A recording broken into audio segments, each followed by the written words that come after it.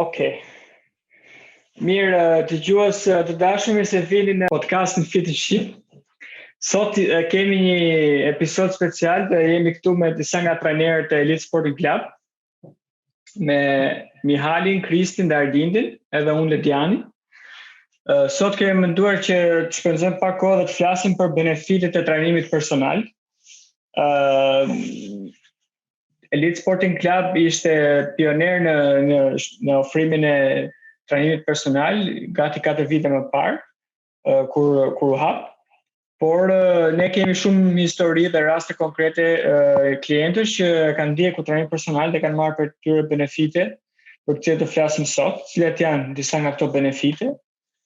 Do marrim disa raste konkrete, do i shpjegojmë, do të them disa argumenta që pse persona që kanë ndonjë dëshirë specifike ose që janë fillestar, trajnimi personal është zgjidhja e dur që të fillojnë rrugën e fitnessit, por edhe që të rregullojnë diçka nga fiziku i tyre. Nuk e di, do fillojmë ndoshta do t'ja lë fjalën njërit për ju që të fillojmë të flasi gjërat e para që i vjen mendje kur themi për trajnim personal, cilat janë, edhe normalisht do flasim nga ana e trajnerit personal, po duke qenë se kemi dhe eksperiencë me shumë klientë, pak a shumë e dim dhe çfarë mendojnë klientët dhe çfarë i shtyn ata që të zgjedhin trajnimin personal. Fillojmë atëherë me që kam në të djathtë të ekranit tim Arlindin, Mihalin dhe pastaj Kristin. Perfekt, e morëm në mënyrë alfabetike më duket. Mendoj nga ana ime personale, nëse do më duhet të mendoj mbrapa, se unë faktikisht kam disa kohë që nuk jam si thosh trajner në Elite Sporting Club, për shkak se kam një punë korporat tani dhe jam duke u fokusuar më shumë tek pjesa profesionale. Po duke reflektuar mbrapa në kohët që kam qenë trajner, do thoja që përsa i përket arsyeve pse klientët të pak në Elite Sporting Club vinin, ishin kryesisht dobësimi, do vendosje si arsye e parë, dhe e dyta dëshira për të marrë rezultat, qoftë për forcë, për shpejtësi, për pesh, për muskulaturë në një kohë sa më të shpejt të mundshme me një person që është ekspert ose ka më shumë dije se ata. Mendoj që këto janë arsye, si thua, që janë goxha të gjendura edhe këtu në Danimark ku jeton aktualisht, po edhe në industrinë e fitnessit të shqit botën, njerëzit për shkak të punëve që kanë, për shkak të stilit jetesës, tentojnë të jenë sedentar edhe të evitojnë të pjesën e stërvitjes, edhe zakonisht vuajnë nga mbi pesha dhe nga mungesa e stërvitjes, edhe fakti se nuk kanë pasur kohën e mjaftueshme për të fokusuar tek teknika e ushtrimeve dhe për të krijuar programet e tjera, dhe njerëzit në fund konvergojnë tek pjesa që më mirë ja delegojnë një instruktori që ka dije dhe e paguajnë për atë punë dhe thjesht shkojnë në stërvitje dhe kryejnë programin. Nga ana ime personale, mendoj që trajnimi personal është, si thosh, maja e eksperiencës që mund të marrësh në stërvitje, dhe e them këtë për disa arsye. Para është sepse sado i avancuar të jesh si atlet, sado mirë të dish teknikën, sado eficient të jesh në stërvitje, mendoj që gjithmonë ke nevojë dhe mund të përfitosh nga prezenca e dikujt tjetër. Pse e them këtë? Sepse sigurisht vlen edhe për klientët e SSC-s, por edhe për të gjithë ne që në momentin që jemi me dikë tjetër në palestër dhe jeni bashkë, eksperjenca e stërvitjes bëhet shumë herë më e shijueshme se sa nëse je vetë. E kam fjalën jo vetëm për një instruktor që stërvitet dhe të tregon programin, por edhe për një shok që po stërvitet bashkë me ty. Vetëm fakti që jeni dy ose më shumë veta që po bëni stërvitje bashkë e bën, si thosh, një ushtrim kolektiv dhe më të shijueshëm. Arsyeja pse duhet specifikisht një instruktor, edhe në qoftë se je avancuar, sepse ne pa e kuptuar dhe jo vullnetarisht, biem viktim e, si thuash, stërvitjes në ushtrime që ne tentojmë të preferojmë më shumë, për shkak se jemi më të fortë, për shkak se jemi më eficient etj, ndërkohë që ekzistenca e instruktorit të bën të shtysh veten në limite që ti nuk i kap zakonisht, sepse ai shikon këto tek ty dhe mundohet të testojë. Po ashtu, për shembull kur vjen puna tek peshngritja ose tek gjimnastika, është gjithmonë e nevojshme që të kesh një person të jashtëm që të shikon gjithmonë teknikën në mënyrë që ti të operosh në maksimumin e eficiencës, që do të thotë të performosh maksimum, por dhe të evitosh një dëmtim të mundshëm. Nëse shikoni për shembull edhe crossfiterat, edhe peshngricat olimpik, gjithë kanë një trajner nga mbrapa që i ndjek gjithkohon, sado që ata janë elitar, pikërisht për këtë arsye. Tentohet bëj një lidhje midis asaj që mendoj që klientët shqiptar kanë dëshirë dhe asaj që mund t'i ofrojë një instruktor. Dhe gjë normalisht janë gjëra që ne diskutojmë vazhdimisht midis njëri tjetrit dhe mundohemi t'i promovojmë te stafi i elitës që Mihali dhe Kristi i prezantojnë në mënyrë më të mirë të mundshme. Mundohemi që klientët kur vinë në palestër ti tregojnë pikërisht këtë arsyeën pse ata duhet të na dëgjojnë, duhet të na besojnë, dhe se me çfarë ne mund të ndihmojmë në rrugtimin e tyre të fitnessit. Do kisha dëshirë të dëgjoj nga Mihali dhe Kristi pikërisht në këtë pjesë, po e mbyll këtu për t'ju lënë juve të flisni dhe të jepni sa më shumë detaj me eksperiencën tuaj. Përshëndetje edhe nga unë. Okej, trajnimi personal në mendimin tim është një mënyrë shumë eficiente për të arritur një rezultat të caktuar që çdo person do. Varet nga qëllimi që ai ka, dëshira çfarë do të arri.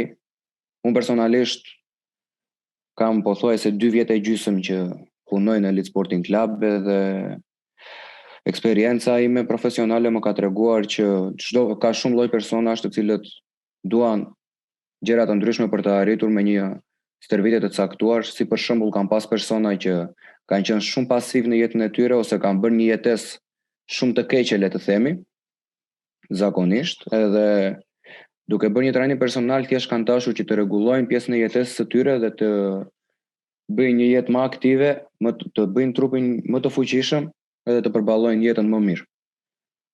Në ana tjetër ka pas shumë raste si Shtadhe Arlindi që shumica prej tyre vinë për të përhumbje në peshë.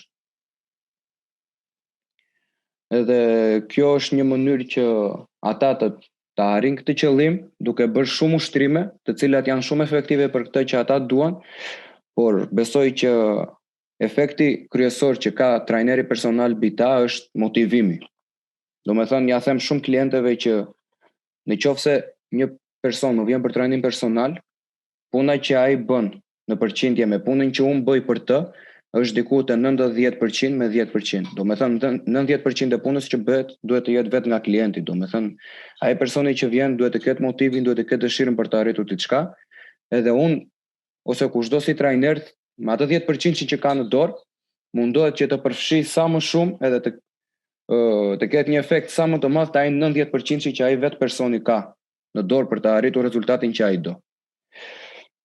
Një tjetër efekt shumë i madh që mund të japi trajnim personal është dhe kjo që instruktori të bëjë një program të cilin është sa më i mirë për ty, se për shembull edhe unë vetë që jam trajner, kur bëj një program te vetja ime, nëse nuk më jep një person tjetër një program të caktuar, mund të zgjedh shumë nga ushtrimet që mua më pëlqejnë dhe ushtrimet që unë le të themi në thonjza më vështirësojnë më shumë ose më lodhin më shumë, mund t'i nxjerr më njanë. Gjë që ama kjo që të lodh më shumë, ky është ushtrimi që të jep më shumë efekt, pikërisht për këtë arsye nuk të pëlqen sepse të lodh edhe se të nxjerr ato pikat e dobta që ti ke. Kështu që trajnimi personal ta jep këtë si mundësi që ato pikat e dobta të shtyt i bësh ato ushtrime që ato pikat e dobta ti të përmirësosh sa më shumë. Gjithashtu unë kam pas trajnime edhe me një vajzë tani së fundmi e cila është diku te 15-16 vjeçë dhe është kampione në not në Shqipëri, edhe thjesht dëshira e saj për të arritur dhe për të vajtur sa më larg, do të veten në kampionatin evropian, e ka shtyrë atë që të bëjë një trajnim personal. Jo për arsye se ajo nuk është e mirë në atë që bën, se nga momenti që është kampione në Shqipëri, tregon që është shumë e mirë, thjesht ato aftësi që ajo ka do t'i kaloj limitet e saj. Edhe kjo është një arsye që trajnimi personal ta jep si mundësi. Gjithashtu kam pas dhe klientë të cilët kanë ardhur për një problem të caktuar që kanë, për shembull kam pas një grua e cila ka ardhur për trajnim personal që ka pas dhimbje të gjithë shtyllës kurrizore që nga qafa deri në fund shpinë, domethënë ka pas shqetësime të jashtëzakonshme në të fjetur, nuk flinte dot rehat, kur ngiste makinën, sritën do të ulur, shumë probleme të ndryshme dhe janë disa lloj ushtrimesh të cilat vetë ajo ndoshta nuk e kishte dijenin për t'i bërë, ose motivin nuk e di edhe ka përzgjedhur të bëjë trajnim personal, edhe me sa shoh rezultati ka qenë shumë i kënaqshëm sepse jo vetëm i kanë ikë dhimbjet, por atë që ka pas si qëllim e ka arritur, të ishte dhimbje dhe tani i ka vendosur vetes një qëllim tjetër. Ajo vazhdon trajnim personal me mua jo më për të hequr një dhimbje që ajo ka pas ose një shqetësim në gjumë, në gjithçka që ka pas në trupin e saj, por atë ai vazhdon trajnim personal sepse shikon që jetesa e saj është bërë më ndryshe, më e lehtë. Ka gjetë një jetë më aktive që e përballon më lehtë. Në përgjithësi doja të thosha këtë që trajnimi personal ka benefitet e veta, jo vetëm për pjesën e stërvitjes, po edhe ajo që tha dhe Arlendi që parë ke një person i cili gjithmonë të vëzhgon, të shikon, të thot gabimet ku i ke, të ndihmon për të përmirësuar ato, edhe të ndihmon në përgjithësi për të kaluar limitet e tua dhe për të bërë një person më i mirë, edhe më i fortë, të kesh një jetesë më të shëndetshme, edhe këto në përgjithësi. Për momentin. Roshmel, Chris, para se të vazhdosh ti, desha vetëm të shtoj diçka se ndoshta për dëgjues janë të rinj dhe nuk të dëgjojnë se ne marrim ne kuptojmë që personat ndoshta e dinë çfarë është trajnimi personal, po ndoshta do jap ndoshta vetëm 2-3 fjali që ta shpjegojmë si funksionon Lille Sporting Club koncepti trajnimi personal. Edhe pastaj mbasi thotë Kristi konceptin e tij ndoshta do fillojmë të merrem më shumë me këto rastet konkrete mirë që filloi të përmend edhe Mihali që janë shumë interesante, mendoj edhe për shumë njerëz të ndryshëm mund të lidhen me ato raste. Mënyra të trajnim personal është trajnim që je vetëm ti me trajnerin, që trajnohesh vetëm ti me trajnerin. Tek për tek, je programin ta bën trajneri çdo ditë që ti vjen, pra përgjithsisht të zgjedh sa herë në javë të trajnohesh. Minimumi që ne rekomandojmë është 2 herë në javë, po zakonisht personat që duan që ka një problem akut dhe që duan një rezultat të shpejt, 3, 4, ka dhe persona 5 herë në javë, por që ajo është më rrallë sepse kërkon më shumë punë, më shumë mund, etj. Dhe këto po e marr rastin mesatar 3 herë në javë që ti vjen, çdo herë bën një program të ndryshëm. Programi është dizenjuar paraprakisht që ti shërbejë për llojet e ushtrimeve që bëhen, që janë gjitha ushtrime funksionale, të kombinuara edhe me kardio. Janë dizenjuar specifikisht për mundësitë tua fizike, si dhe për qëllimin që ti do të arrish, me intensitetin e dur, me përsëritjen e dur, me peshat e dura, e kështu me radhë. Dhe që një nga benefitet domethënë është normalisht aftësia, eksperjenca dhe njohuri që ka trajneri që të vijë të dizenjojë ty një program që të shkojë pikërisht për arsyet e tua specifike, pra individualizimi, pra që quhet. Dhe kjo është një benefit. Benefiti tjetër është që përmend, domethënë dhe ju që je gjithkohon aty trajneri duke të parë dhe duke të korrigjuar live. Korrigjimet live e maksimizojnë atë të mirën që merr nga trajnimi në fund të ditës, edhe këto inkrementet e vogla, korrektimet që bën ndaj çdo seancë mblidhen dhe në fund krijojnë një efekt që është shumë pozitiv të klientit. Ne pastaj normalisht për motivimin që përmend, po është edhe ana tjetër e matjeve fizike që ne bëjmë, qoftë pesha, qoftë diametri i krahut, i belit, i kohëshve, e kështu me radhë, është edhe pastaj përqindja e ndyres që maten në mënyrë të vazhdueshme për të parë rezultatin dhe për të dhënë motivimin e dur, por edhe ushtrimet e ndryshme që bëjnë testet fizike që ne i bëjmë në fillim dhe i përsërisim pas 1-2 muajsh për të parë që për shembull aftësinë tënde fizike si e ke shtuar kur bën ushtrime më shpejt, kur bën ngre më shumë pesha kështu me radhë. Doja thjesht ta shpjegoja këtë që ndoshta njerëzit ta kuptojnë se mund të ketë nga ata që nuk kuptojnë çfarë është trajnim personal, por trajnim tek për tek individualizuar për person. Kristo, fjala jote. Më mbrëma, faleminderit për ftesën, gjithmonë kënaqësi këtu të jemi në Shqip.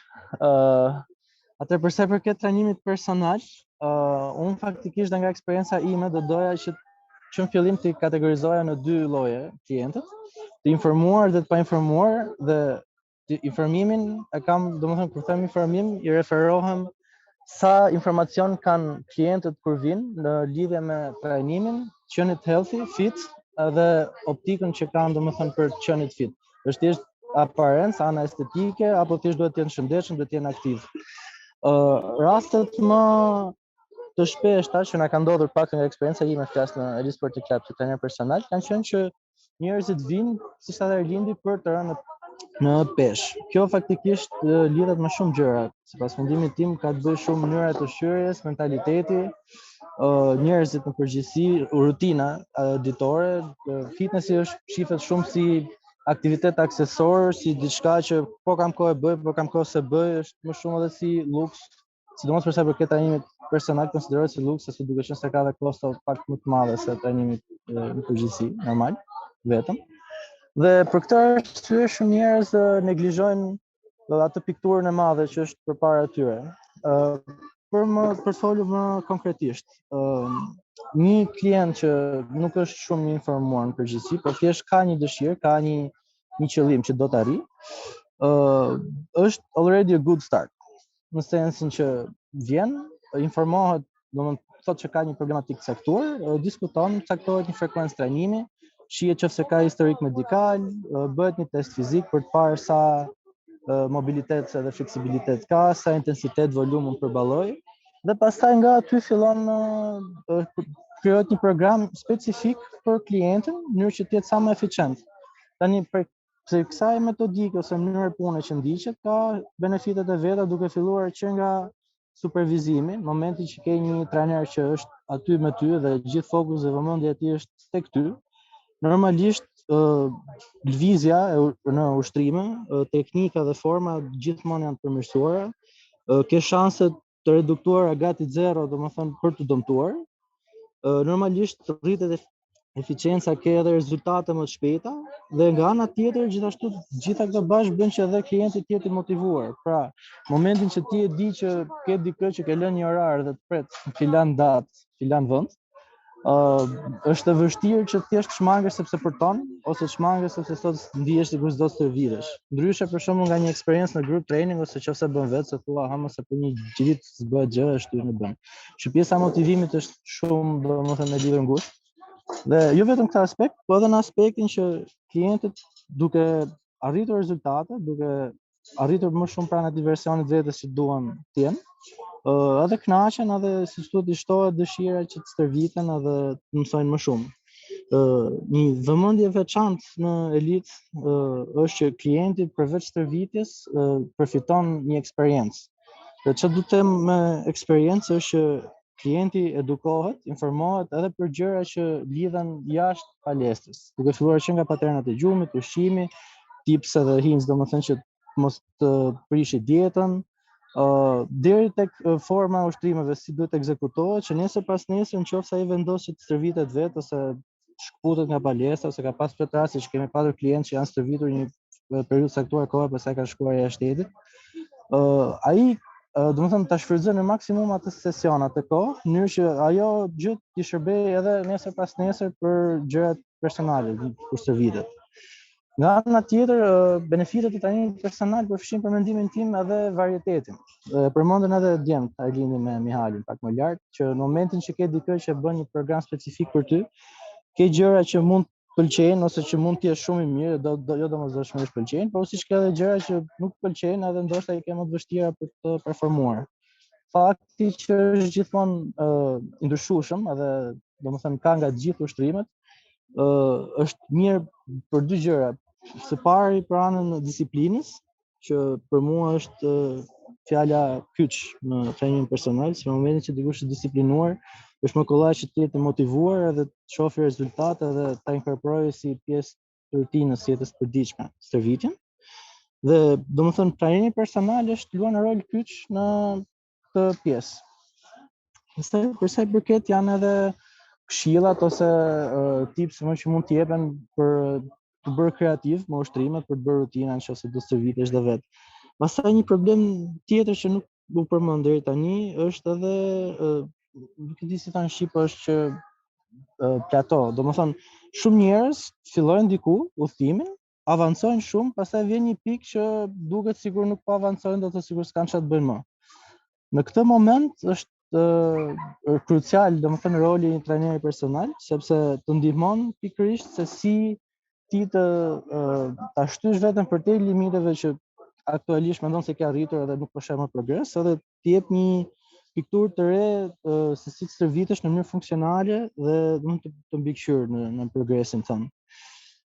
Në tërësi, trajnim personal unë kam patur edhe nga eksperienca ime kur fillova, domethënë stërvitjen në elitë me Arlindin. Ka qenë eye-opening edhe domethënë ka bërë ndryshim vërtetësor në jetën time, edhe prandaj edhe ishte edhe arsyeja kryesore që motivova domethënë që të filloj studioj më shumë për metodologjinë e CrossFit edhe trajnim personal edhe të ofroj domethënë me sa ka mundësi më të mirën, jo vetëm mes eksperiencës time, por edhe kurseve dhe domethënë anës shkencore të stërvitjes. Kështu që në long term domethënë trajnimi personal përveç rezultateve ofron edhe si thosh healthy habits, domethënë që njeriu të jetojë një jetë sa më të shëndetshme dhe funksionale. Do vazhdoj mbi fjalët që tha Kristi, se tha diçka shumë interesante në fillim që do I kategorizoja klientët mbi të informuar dhe të pa informuar, mendoj që është goxha e saktë, po ajo që do shtoja unë është do thojë një target shumë I gjerë në Shqipëri që janë klientë që mendojnë që janë të informuar dhe s'ja kanë idenë as ku janë as se çfarë duhet bëjnë. Dhe mendoj që ata janë si thosh armiku më I madh I vetes vet, sepse përfshir dhe mua unë kur kam qenë 18 vjeç, kisha luajtur sport për shumë vite, kisha provuar palestër, kisha provuar deri diku dhe HIIT, CrossFit e tjerë dhe mendoj që I kisha parë si thosh gjitha dhe nuk kisha më gjë për të mësuar. Derisa u ekspozova me kulturën e fitnessit në Danimark, fillova të kisha kontakt me trajner shumë inspirues, me ekspert fitnessi dhe kuptova që faktikisht isha totalisht ignorant për sa I përket gjërave që duhet dija dhe pata një periudhë goxha intensive edukimit vetes time. Kështu që desha thjesht të specifikoj atë dhe desha thjesht ta lidh me këtë dhe me atë që tha Lidiani për pjesën e SCS si pioner në trajnimin personal. Unë përpara se të shkoja në Danimark edhe të filloja jetën time adulte në 18 vjeç, stërvitesha te një palestër në Shqipëri që kishte një trajner personal. Se mund të jetë pak konfuze për ata që dëgjojnë që domethënë ka pasur trajnim personal para 2017-s, nuk është se e sollët ju. Po ajo që po mundohemi të tregojmë që është totalisht ndryshe në SCS është që thjesht mendo për eksperiencën që të jetë një trajner personal në një palestër komerciale në Shqipëri. Ti shkon, ai të thotë po, shko bëj 3 sete komesh, 3 sete krash, 4 sete barku. Dhe ai atë programin e ka si thosh standard për gjithë klientët. Ai nuk I duhet mendoj, ai mund ta bëhet programin për 5 minuta sepse është një program që bën për gjithë. Dhe në këtë kuptim nëse mendon nuk është trajnim personal, është sepse nuk është tek për tek, nuk është trajnim për ty. Nuk është si thosh I kustomizuar specifikisht për ty, është trajnim për çdo që do të bëj bark, këmbë dhe krana të di specifike, ndërkohë që trajnim personal, siç bëjmë në SCS dhe siç duhet të jetë, është totalisht ndryshe, është trajnim me emër dhe mbiemrin tënd në një kartel specifike, me programe specifike, në ditë specifike, me gjërat që ti duhet bësh në atë ditë specifike për të arritur një qëllim specifik për ty. Jo për Kristin, jo për Mihalin, por specifikisht për Arlindin ose për çdo që e ka kërkuar atë trajnim specifik dhe kjo është totalisht ndryshe nga ajo çfarë ka qenë në Shqipëri përpara 2017 dhe vazhdon për mendimin tim të jetë standard në pjesën më të madhe të palestrave në Shqipëri. Ka disa palestra që si thosh po fillojnë ndoshta edhe të inspiruar nga palestra jonë ose ndoshta kanë pas një lloj iniciative nga ana e tyre për të bërë kurse për të zgjeruar horizontin që po mundohen ta implementojnë pjesën me trajnim personal në një dimension pak më realist dhe më afër asaj që duhet ta bëjnë. Po mendoj që është goxha shumë e vështirë gjesh sot e kësaj dite një trajner personal në Shqipëri që realisht mund të ndihmojë. Një gjë tjetër që desha të shtoj për trajnim personal në Elite Sporting Club, të paktën siç e mendoj unë. Gjithmonë sa herë kam marr klient personal në zotrim për t'i çuar atje ku donin, gjithmonë I thoja, ja kam thënë te Krisit, ja kam thënë te gjithëve që kam stërvitur që ne kemi një qëllim dhe këtë qëllim mund të arrijmë në kaq kohë. Nëse ne vazhdojmë të stërvitemi mbas asaj kohe për të njëjtin qëllim, tregon që unë kam dështuar si trajner personal. Trajnimi personal është një fazë e përkohshme, nuk është e përjetshme, ti nuk do kesh një trajner një personal për të gjithë jetën tënde, do e kesh për atë kohë specifike që ti bie dakord me të dhe ai të jep garanci që ti mund të arrish. Dhe në këtë kuptim është shumë e rëndësishme të identifikohet fakti që nëse një trajner personal është i suksesshëm, ai duhet të jetë eficient për atë kohë që ai të ka dhënë fjalën dhe jo më shumë se kaq. Edhe këto për shqiptarët është pak problem se zakonisht afrohen trajner personal të bajnë për 3 muaj, thotë ai për 3 muaj do të bojnë ty trup, pastaj kalojnë 3 muaj, thotë po ta shtyj edhe 3 muaj dhe si thosh humb besimin tek klienti. Ndërkohë që në SC është gjithmonë diçka, si thosh, një proces shumë transparent, më realist dhe është më shumë një bisedë shumë e hapur me klientin për të eksploruar mundësitë. Mënyra si e shohim personalisht trajnimin personal është një investim për shëndetin. Është njësoj si të kesh një shumë parash dhe i depoziton në bankë, dhe normalisht që mbas një viti do të marrësh mbrapsht paratë tua dhe interesin.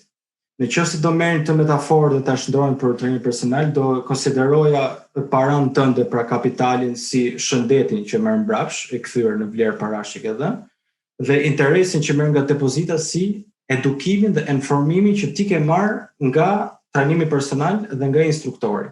Dhe është kjo që tha Krisen përpara, që më pëlqen shumë për stafin tonë dhe për mënyrën si drejtojmë gjërat, që qëllimi jon kryesor për klientin është edukimi, informimi, që mungon kaq shumë në Shqipëri.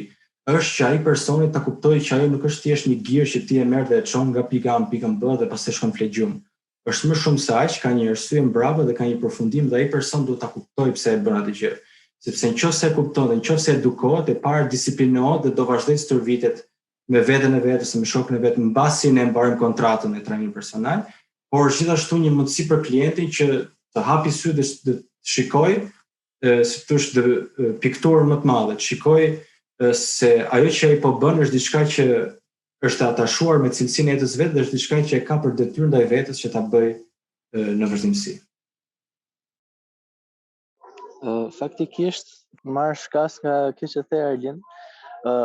Roli kryesor i trajnerit personal, një nga rolet kryesore të trajnerit personal është pikërisht kjo, që në momentin e parë që fillon një program stërvitor, bëhet për një qëllim specifik, për një kohë të caktuar, dhe në momentin që ai qëllim arrihet, bëhet një updatim, një përditësim i qëllimit të radhës që do të arrihet. Të pjesa e klientëve të informuar dhe të pa informuar e priset në hyrjen tonë faktikisht. Po do të thoya për shkak nga eksperjenca ime, ka patur shumë raste me klientë që kanë patur precedent medikal të lloj-lloj, domethënë natyrave të ndryshme, duke filluar që nga probleme posturale, hernie diskale, nervet sciatik, njerëz që kanë patur probleme me zhvendësim organesh, njerëz që ka referuar mjeku që të gjejnë dikë, domethënë që t'i marrë përsipër t'i stërvis specifikisht për përmirësuar një aspekt të shëndetit tyre. Dhe si thosh, sa mirë dhe keq është domethënë që në Tiranë ka patur shumë klientë që kanë ardhur tek ne, që kanë thënë kanë kërkuar në shumë vende të tjera dhe kur vjen puna janë stepur se kanë patur frikë. Dhe kjo është pikërisht sepse ka shumë pak trajnerë domethënë që janë kompetent në atë që ofrojnë dhe domethënë kanë besim ke vetja dhe ke njohuri që kanë studiuar. Në momentin që dikush nuk është investuar mjaftueshëm në këtë lloj, domethënë shërbimi që të ofrojë një trajnim personal dur, përballë rasteve specifike normalisht stepen. Dhe kjo është gjithashtu një gjë, domethënë edhe nga optika e klientit në këtë rast, që disa gjëra që do të keni parasysh kur paktën për mendimin tim, kur kërkoni një trajner personal, është shumë eksperienca që ka dhe certifikimet. Ne në Elite Sporting Club kemi patur fatin, domethënë, që na kanë ndihmuar Arlin dhe Meledianin për bërë kurset e CrossFit, edhe jo vetëm thjesht kurset normal, por edhe kurse aksesore, për shembull për anatomin ose për shkazimin e ushtrimeve, sepse fal këtyre njohurive ti arrin që një program që mund të jetë siç e bën një atlet, mund të bëhet edhe nga një gjysh, edhe nga një fëmijë, edhe nga një person në jetë sedentare, edhe nga dikush që do të bjerë në peshë. Domethënë çdo ushtrim mund të përshkallëzohet në mënyrë të tillë që të gjithë të arrijnë të marrin benefitin. Dhe e mira e trajnimit personal është pikërisht kjo, sepse duke qenë se njerëzit kanë kanë perspektiva të ndryshme, kanë fizik të ndryshëm, domethënë ndryshon nga çdo njeri tjetër, kanë limitime nga më të ndryshmet, si nga ana e mobilitetit dhe fleksibilitetit, forca, gjitha këto domethënë sjellin një situatë shumë komplekse që nëse nuk ke një uri të duara, nuk ke se si të bësh një program specifik për çdo person. Dhe faktikisht prej kësaj forme shërbimi që ofrohet, është e mundur që edhe çdo person domethënë të arrijë më shpejt edhe në mënyrë më të sigurt dhe eficiente qëllimin e tij. Janë që se mund të flasim pak për sa i përket rasteve konkrete, se besoj që shtëruam definicionin e trajnimit personal. Për këtë punë e kohës, ndoshta mund të themi në disa raste se ka rastisur që një person mund të thotë dua vetëm 1 muaj, po ka ndenjur edhe 1 vit, sepse ka kuptuar që është i mirë në një gjë specifike dhe ka dashur të përmirësohet më shumë aty, ose siç thamë Jali, ka ardhur për një problem shëndetësor, pastaj kur e ka parë benefitin, ka filluar ka dashur rritje muskulare për gjëra të tjera. Për shembull, ne këtë janë që desha që të flisim pak për rastin konkret të një klienti, për shembull, që ka më shumë se 1 vit që trajnohet dhe pati edhe këtë problemin që tha Krisi të platos, me thënë të rezultatit, që të ndryshimit të rezultatit shumë ngadalë mbasi fare kohe. Edhe si ishte si rast, çfarë bëm ne për ta motivuar, po dhe për të parë, për të bërë një analizë që çka kemi bërë, si kanë qenë datat, matjet, si kanë ndryshuar, rezultatit duhet, po i ngadalë që duhet bëjmë, që s'duhet bëjmë kështu me radhë. Kjo që tham tani lidhet edhe me pjesën e motivimit që ka klienti. Për shembull, për rastin konkret që përmendë Ledi, me atë klientin më ka ndodhur që edhe pse unë bëja një program të caktuar, i thosha që ky program duhet të mbaroj brenda 1 ore, domethënë një trajnim personal, neve barazojmë me 1 orë seancën. Pastaj kjo ndodh që ti një klienti të caktuar i bën një program të caktuar dhe i thua që ky program për të patur efektin maksimal, për të djegur kalorazhin maksimal që ti do për të arritur një qëllim të caktuar, si humbja në peshë për shembull, duhet ta bësh këtë programin për 1 orë, brenda 1 ore të ketë mbaruar. Po mungesa e motivimit dhe mungesa e mosbesimi më saktë tek vetja jote, të aftësitë tua nuk të lejojnë që ti të arrish atë program, dhe ai programi që nga ana ime është bërë planifikuar për të mbaruar brenda 1 ore, mund të mbarohet për 1 orë e gjysmë ose për edhe më shumë.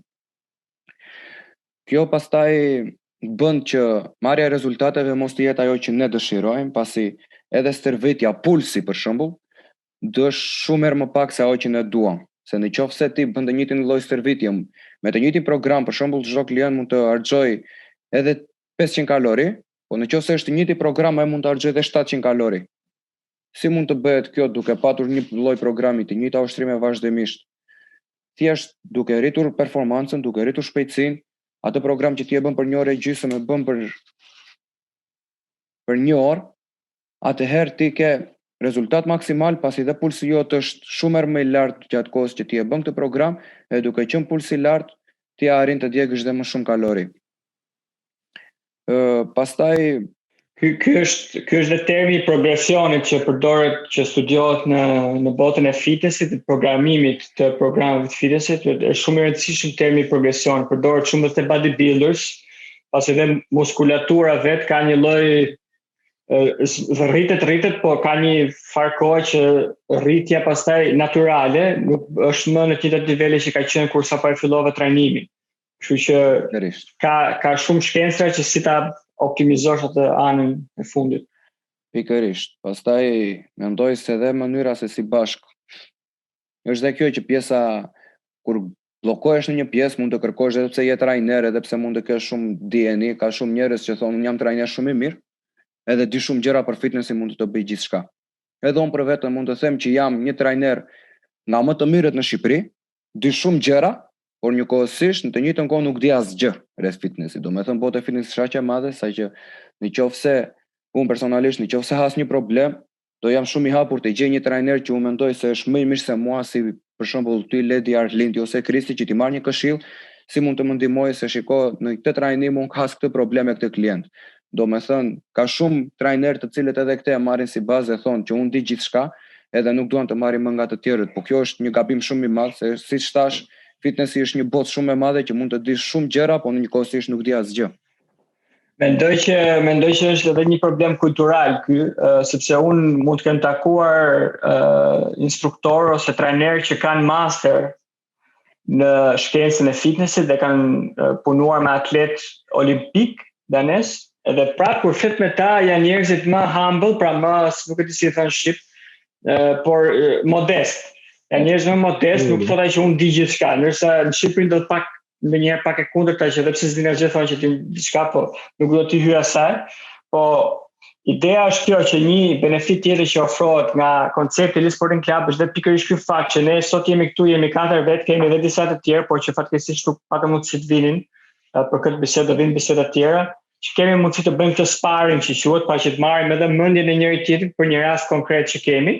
Dhe kjo arrit benefitin e një klienti që vjen në Sporting Club sepse ai ka mundësi të marrë mendjen e disa persona. Për shembull, ne kemi pasur raste konkrete ku kemi bërë Zoom, telefonata përmes Zoomit apo edhe përmes telefonit për të sqaruar, për të dhënë një motivim, një këshill ekstra klientit apo për të analizuar një lëvizje të caktuar, një problem të caktuar që ka klienti e kështu me radhë. Kështu që ajo është një benefit i shtuar që i shkon klientit.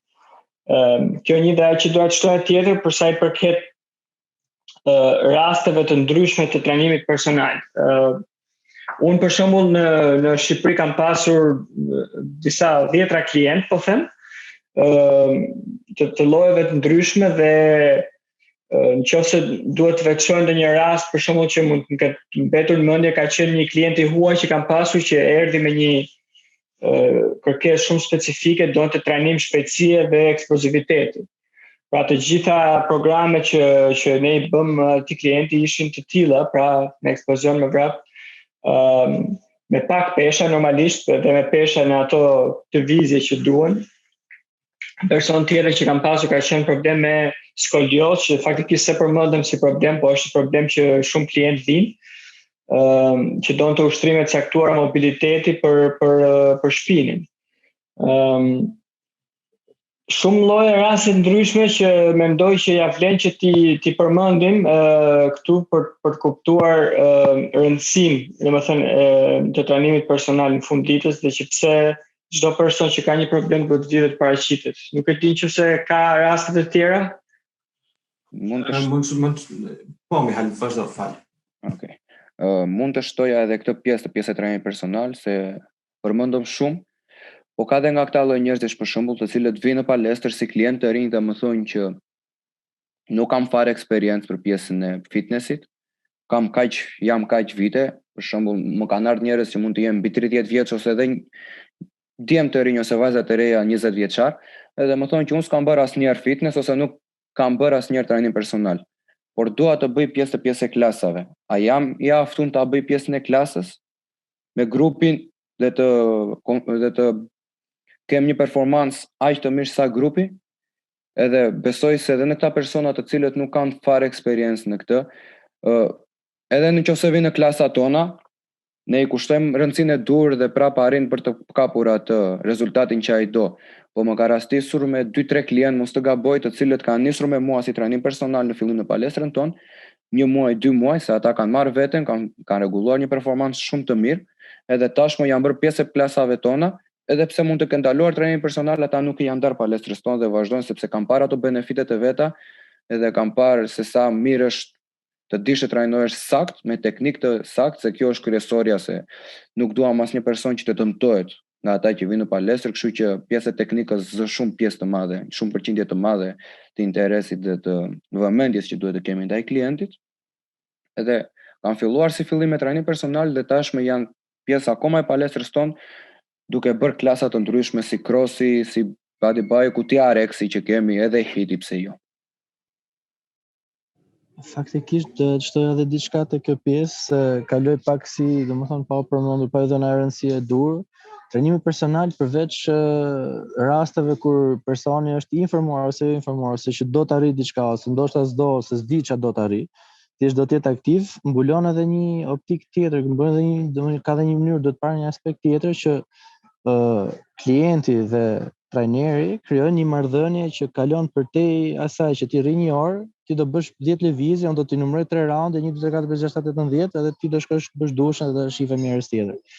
Krijon një marrëdhënie të veçantë, që domethënë ne folëm për motivimin, po ka të bëjë shumë edhe ajo domethënë marrëdhënia që krijohet me klientin për sa i përket edhe rehatisë, edhe të shprehurit, për shembull mënyrës si ndihesh, ka shumë njerëz që kanë tabu ose nuk shprehen siç duhet, edhe me trajner personal, dhe është pikërisht arsyeja pse trajnimi personal është i mirë, sepse aftësia e trajnerit qëndron pikërisht në faktin që të bëjë ty të çlirohesh nga ato dyshimet që mund të kesh te vetja, për sa i përket lëvizjeve që mund të ekzekutosh ose qëllimit që do të arrish, dhe të bëjë ty që të jesh version më i mirë i vetes. Dhe ka, domethënë, një bonus shumë i mirë i trajnimit personal është edhe pikërisht kjo që rrit self-esteem tek klientët, dhe siç e përmend edhe ti Mihajl, ka pasur shumë raste kur klientë kanë ardhur, kanë filluar trajnim personal, kanë arritur një qëllim të caktuar, edhe pastaj kanë qenë kështu, what now? Domethënë çfarë do bëjmë tani? Dhe domethënë përgjigjja ka qenë e tipit, tani do rrisim performancën.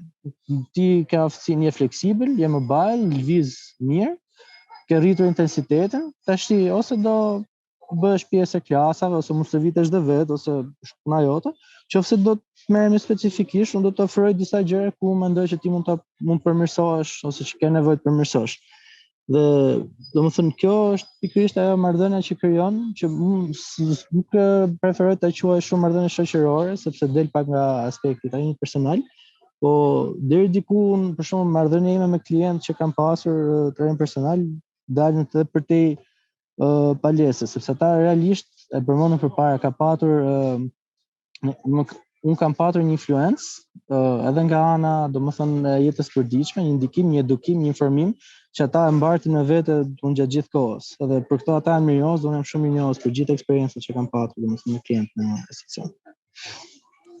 Është pak a shumë si ajo lidhje që krijon me mësuesin e klasës parë, që do të thosh pavarësisht se jeta vazhdon edhe ti rritesh, gjithmonë ke një vend veçantë për atë. Pak a shumë kjo është eksperiencë që ne kemi me klientët në Shqipëri, se pjesa më e madhe e tyre nuk janë të informuar për fitnessin dhe vinë si thosh si klasë parë, dhe ne u shpjegojmë dhe alfabetin e fitnessit, u shpjegojmë edhe matematikën e rezultateve, dhe s'po vazhdoj më tej se doli me ta formë e bukur se që kisha paraqekuar, po mendoj që është goxha sa që tha Krisi, dhe kam përshtypjen që domethënë prezenca e trajnerit personal jep një aspekt njerëzor stërvitjes, se bën atë përtej veglave dhe peshave, bën diçka më shoqërore, më të shijueshme, dhe diçka që ti realisht kur mendon për të shkuar në palestër të mërkurën, mbas pune, në mendjen tënde ke edhe fytyrën e instruktorit, ke ato shakat që bën, atë atmosferën që krijon,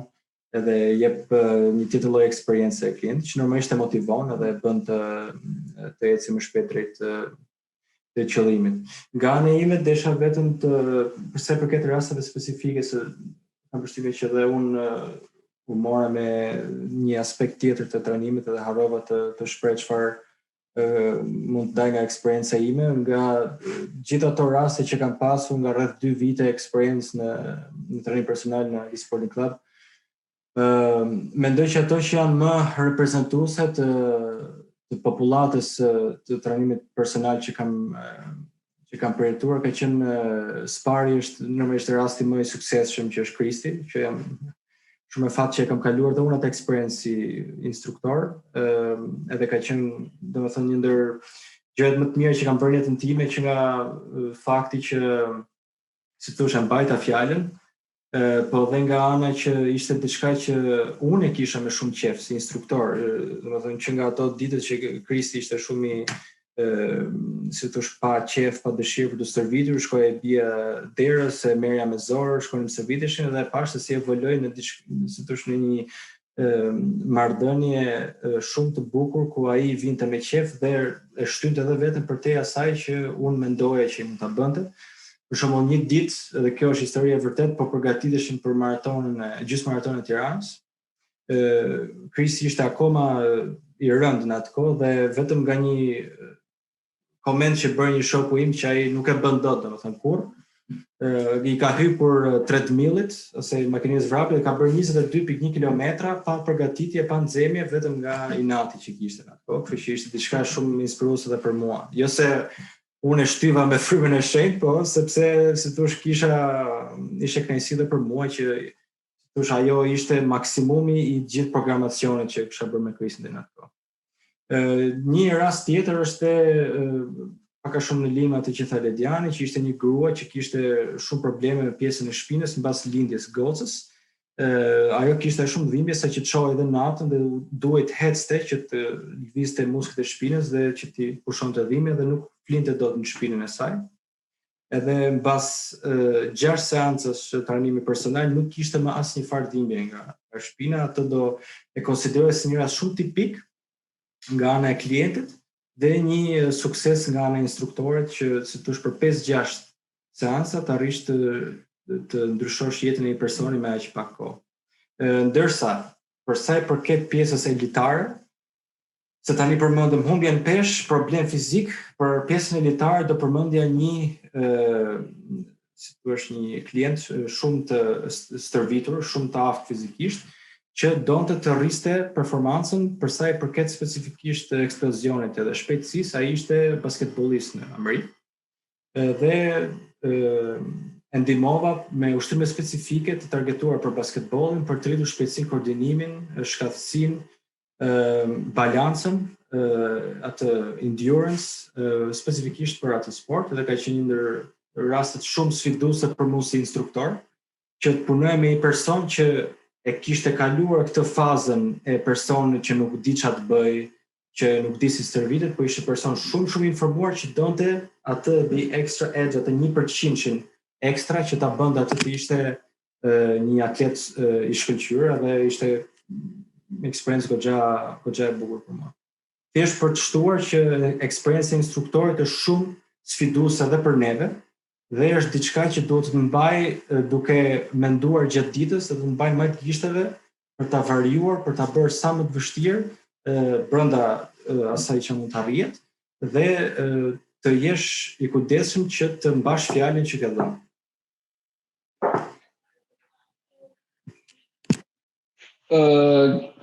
Nëse mund të kalojmë pak a shumë në pjesën e tretë të fundit të bisedës. Pra folëm për definicione e trajnimit personal, folëm dhe për raste konkrete. Jam i sigurt që ka shumë raste tjera, po që mund të lëmë për një podcast tjetër, sepse janë me dhjetra, nuk po them me qindra, po afër 100-s me siguri, rastet që kemi ndihmuar persona që kanë pasur probleme, që thamë dhimbjesh, rënien pesh, Kristi e përmendët, po dëgjuesit nuk e dinë, Kristi ka rënë rreth 40 apo 50 kg në pesh, një tjetër pjesëtar i grupit Jori, njëjtën gjë. Nuk e di domethënë ka pasur shumë klientë që kanë rënë pesh dhe rënja në pesh është patjetër arsye kryesore, por ka pasur edhe këto persona të tjerë nish. Pjesa e tretë e fundit do të diskutonim pak se me siguri njerëzit nuk e kuptojnë tamam që thot ajo një person që është i kualifikuar, si ta dalloj unë që ky person është i kualifikuar nga ky personi që nuk është i kualifikuar. Normalisht një mënyrë është me atë certifikime, siç e tham. Kjo gjë më bazike që njëri ka certifikime, tjetri s'ka certifikime. Po ndoshta duhet ta specifikojmë pak më shumë për njerëzit që ta kuptojnë që është shumë e thellë se kaq. Pra, ne përmendëm pak që njohuria e shkencës fitness është shumë e gjerë dhe bëhen gjithkohë studime të reja për të marrë informacion të reja, po është aq e thellë sa të jap një kështu hint të vogël. Trajnera ka aq specifik sa ka trajner specifik pesh ngritje, ka trajner specifik për endurance, pra për gara të gjata cardio. Ka trajner specifik për eksplozion dhe mobilitet. Ka trajner specifik për peshngritje powerlifting. Ka trajner specifik për bodybuilding. Ka trajner specifik për ulje në pesh. Pra ka në ndarje të tilla me dhjetra të tilla instruktorë që merren pikërisht me këtë gjë. Ka trajner që merren vetëm me kettlebell training instructor. Pra ka një mori të gjerë instruktorësh dhe kjo vetëm me kaq duhet ju bëj ju ta kuptoni që sa e vështirë është të ekspert në çdo gjë. por cila është ajo që bëjmë ne? Gjëja e parë është normalisht edukimi, pra Mihali ka edukimin parsor, bachelor dhe master në shkencën e fitnessit dhe të tjerët kemi profesione të tjera, por kemi bërë të certifikime dytësore që quhen. Kemi dhe eksperiencë dhe në bazë të gjithë kësaj është pasioni, po është edhe aftësia jonë për të ndjekur informacionin dhe për të parë, për të lexuar, për të eksperimentuar dhe për të pyetur njerëz të tjerë që dinë më shumë dhe ne për të mësuar gjithkohon. Kjo është çdo trajner në botë që takosh, do të thotë që do të flasësh sa më shumë trajner, të lexosh sa më shumë, të shohësh sa më shumë se gjithmonë ka shkenca të reja, gjëra të reja që ndodhin. Doja të jepja për shembull një hint për më shumë për të dy faktikisht, dhe Mihalin dhe Kristin, përveç edukimit bazik, domethënë zhvillimi profesional për të bërë trajner personal i certifikuar dhe me eksperiencë të mirë. Si ndodh kjo? Nëse mund ta përmbledh me disa fjalë që të jenë kuptueshme për një person që nuk e ka idenë domethënë të gjërave teknike. Mund të filloj me ty Mihal dhe pastaj Kristin, edhe mund të them dhe unë Darlindin në një fjalë pastaj për zhvillimin tonë. Për zhvillimin e trajnimit. Mendoj që gjëja kryesore për të zhvilluar trajnimin është të kapësh themelin e ushtrimeve, bazën, që do me thënë teknikën. Teknika është pjesa më kryesore e saj, pasi nëse ti nuk ke teknik, rrezikon vetëm për të dëmtuar një muskull të caktuar, për të pësuar në një tërheqje muskulare, të cilat mund të të largojnë ty nga stërvitja ose dhe nga jetesa jote normale, pasi do kesh një dëmtim i cili do të ngacmojë vazhdimisht. Varet, mund të jetë edhe kohë 2 javore, mund të jetë edhe kohë me muaj të plot, mund të jetë edhe kohë vjeçare, të cilat mund të dëmtosh një muskull, ose ka pas dhe raste që mund të dëmtosh skeletin e trupit, duke përdor pesha të rënda ose duke bërë një teknik të pa sakt. Kështu që mendoj që baza mbi të gjitha është pjesë e teknikës. Nëse ti mëson teknikën edhe ke atë formimin edhe stërvitjen e sakt në atë që ti mundesh dhe aftësitë e tua, atëherë kjo është gjëja kryesore.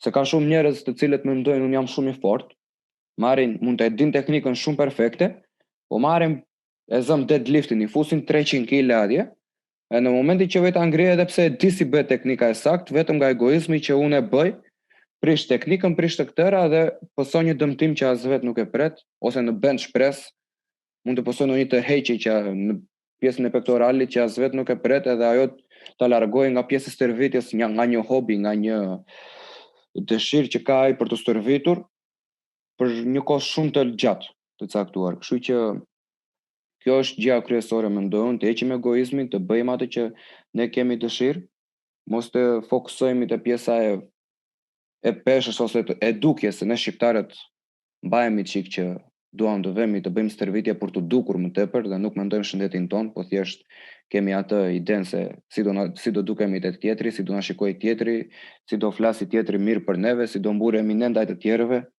Domethënë kam pas dhe shumë njerëz të cilët i kam parë kanë ardhur në palestër, kanë dhënë gjysmore, kanë bërë 10 foto, kanë bërë sikur kanë ngritur 2 gjera edhe kanë ikur prap. Edhe kam qenë në fazë që kaq ishte kjo. Okej. Për më tepër është dhe vetë besimi te vetja jote. Bën një program të caktuar, të kesh besimin e caktuar që ti e bën atë gjë dhe mos të thuash që shikosh në ushtrime, nuk e bëj dot.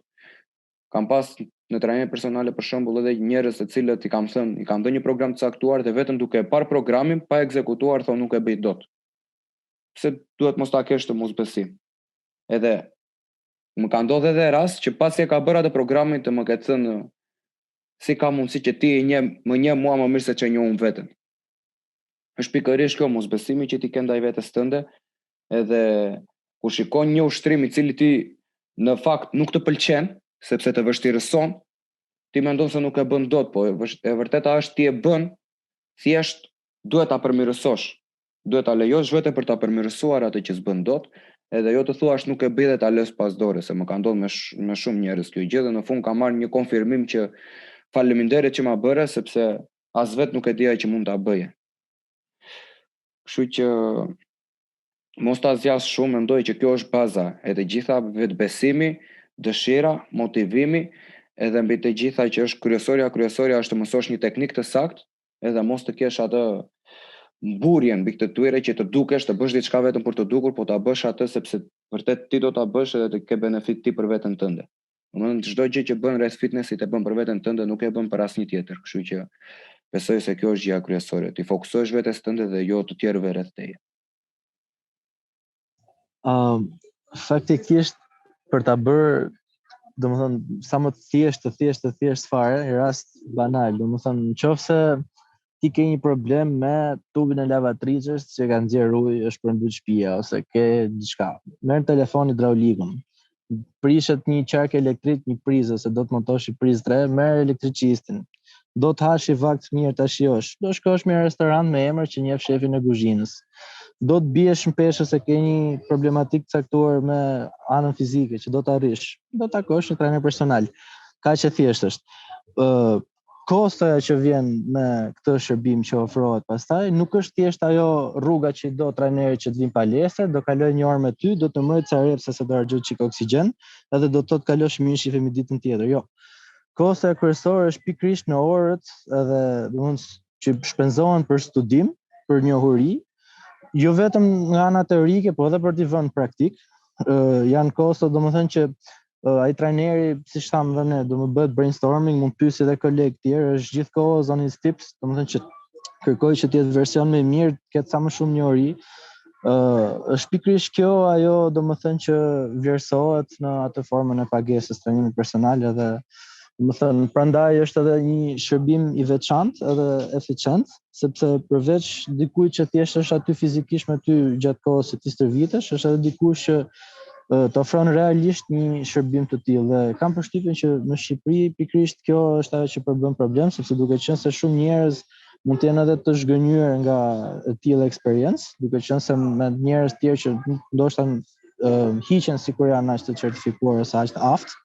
Dhe në fund vjen ca deadline dhe vjen deadline dhe si thua qëllimi nuk është arritur, për klientin është dy fish, domethënë humbje, sepse e para humb kohën, e dyta humb edhe vlerën monetare që ka paguar. Dhe kjo gjë sjell që domethënë klienti të stepet edhe ta rimendoj pjesën e investimit në një trajnim personal. Po kam përshtypjen sot kemi mbuluar goxha gjëra si nga ana domethënë e definicionit, benefitet edhe çfarë ofrohet, edhe nga ana pikës klientit, kështu që jam i sigurt ata që na ndjekin do kenë një fushpamje në të gjërën.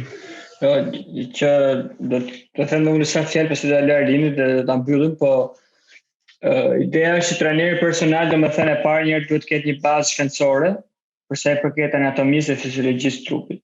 E dyta duhet di teknikën e ushtrimit që përmendim jashtë. Është shumë e rëndësishme. Teknika e ushtrimit squat, bench press, deadlift, ushtrimet olimpike mundësisht, pajisjet e ndryshme funksionale, muskujt kryesor të trupit dhe me radhë. Këto janë zero. Pastaj siç e përmenda, duhet gjëja tjetër që është tepër e rëndësishme është që trajneri duhet trajnohet vetë. Edhe atë përmendi pak një herë, por duhet i provoj gjërat vetë. Nuk mundet të thjesht të gjej diçka dhe okay, duhet të provoj diçka vetë. Normalisht çdo trajner është njeri, kështu që mund të jetë i mirë në një gjë dhe jo në një gjë tjetër, por atë gjë që është i mirë për shembull duhet ta studioj, ta provoj, ta analizoj vetë dhe të kuptoj si funksionon ajo gjë. Kjo është e dyta. E treta pastaj është sparring që thamë me të tjerët. E katërta është studimi më tepër. E pesta është të go around, të shkoj të takoj njerëz, të shkoj në palestra të ndryshme, të shkoj në vende të ndryshme.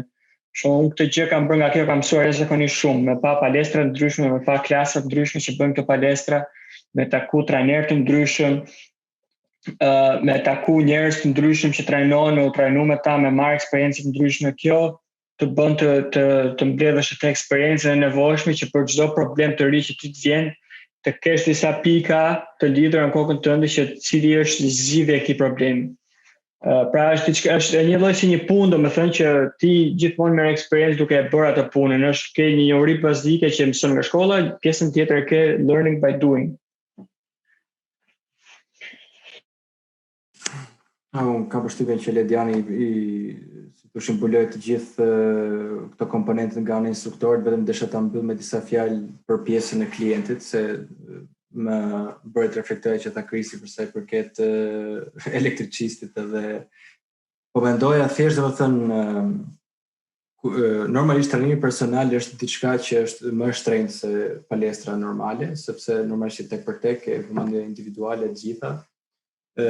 Dhe zëm një tarif mesatar në tregun shqiptar banale për një instruktor që e di dhe vetë dhe është sinqert që nuk është elitar, mund të paguaj diku tek 10.000 lekë në orë, ndoshta edhe më pak. Ndërkohë që për një instruktor që ka më shumë certifikime, normalisht ka më shumë dije, mund shkoj 15 deri në 20.000 lekë. Thjesht po mendoja për një shqiptar mesatar që është i aftë të paguajë 15.000 lekë për një koktejl në një party dhe i duket dorë e rëndë të paguajë 15.000 lekë për një orë në një stërvitje me një instruktor që mund t'i jap atij si thosh orën e një jete për të mësuar më shumë për anatominë e vet, për gjërat që mund të bëj, për gjërat që është i aftë fizikisht etj. Më duket shumë e çuditshme kjo lloj kontradiksioni që vendoset një gotë alkooli, që është totalisht shkatruese për trupin tënd, si më si thosh prioritare se sa një klasë me një instruktor që mund të t'japi vetëm të mira dhe asnjëherë të dëmtojnë nëse normalisht është instruktor i mirë. Kështu që thjesht desha ta mbyll me një thirrje për gjithë njerëzit edhe klientët edhe ku diun që duan të shkojnë në palestër që duhet të kenë më shumë respekt për veten e vet. Duhet të kenë më shumë respekt për veten e vet. Duhet të kuptojnë se çfarë është më e mira për veten e tyre dhe ta bëjnë. Nuk është një picë të propri më e vlefshme se sa një orë me Mihalin ose me Kristin ose me një instruktor tjetër të elitës. Kjo ka të bëjë pak dhe me kulturën, mendoj, të vendit, të familjes, e kështu me radhë është problem më i thellë se sa ai që mund ta zgjidhim ne. Ideja është që edhe personat që nuk kanë mundësinë ekonomike, kanë mundësira të tjera për të trajnuar dhe për të bërë zgjedhjen e dur. Ka gjithmonë një mënyrë, nuk është e pamundur. Pra, edhe Mjali e përmendi, ai që s'bën dot trajnim personal bën klasë, ai që nuk bën dot klasa mund ta ndihmojmë ne të trajnohet vetë.